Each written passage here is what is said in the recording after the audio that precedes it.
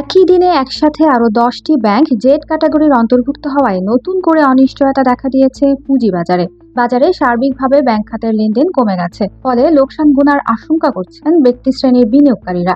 নতুন করে জেড ক্যাটাগরির অন্তর্ভুক্ত হওয়া এই ব্যাংকগুলো হলো AB bank, IFIC bank, one bank, premier bank, Rupali bank, NRB bank, mercantile bank, UCB, Al Arafah Islami bank ও এনআরবিসি ব্যাংক। এর মধ্যে premier bank, NRB bank, mercantile bank, UCB, Al Arafah ও এনআরবিসি ব্যাংক এ ক্যাটাগরি থেকে জেড ক্যাটাগরিতে নেমেছে।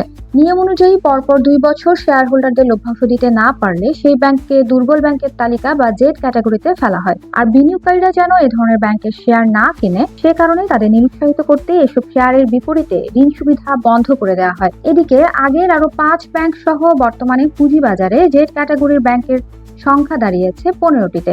এছাড়া বাজারে গত নভেম্বর থেকে একীভূত হওয়া ৫ ব্যাংকের কার্যক্রম সম্পূর্ণ বন্ধ রয়েছে।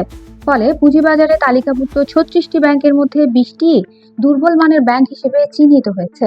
ব্যাংক খাত ও বাজার সংশ্লিষ্টরা বলছেন, অনিয়ম, দুর্নীতি ও ঋণ কেলেঙ্কারির ঘটনায় ব্যাংকগুলোর উপর থেকে আমানতকারীদের আস্থা কমে গেছে, যার প্রভাব পড়েছে তাদের ব্যবসায়িক কার্যক্রমে।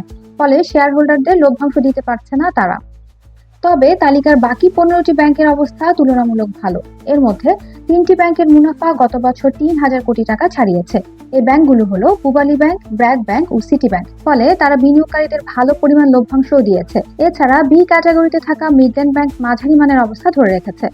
একদিকে ভালো ব্যাংকের রেকর্ড মুনাফা, অন্যদিকে একসঙ্গে ১০টি ব্যাংকের দুর্বল মানের ব্যাংক হিসেবে তালিকাভুক্তি। সব মিলিয়ে ব্যাংক খাতের শেয়ার নিয়ে বিনিয়োগকারীরা দ্বিধাদ্বন্দ্বে পড়েছেন। এই দ্বন্দ্ব আর অনিশ্চয়তা কাটাতে ব্যাংক খাত সংস্কার ও আস্থা ফিরিয়ে আনার কোনো বিকল্প নেই বলেই ভাবছেন বিশেষজ্ঞরা।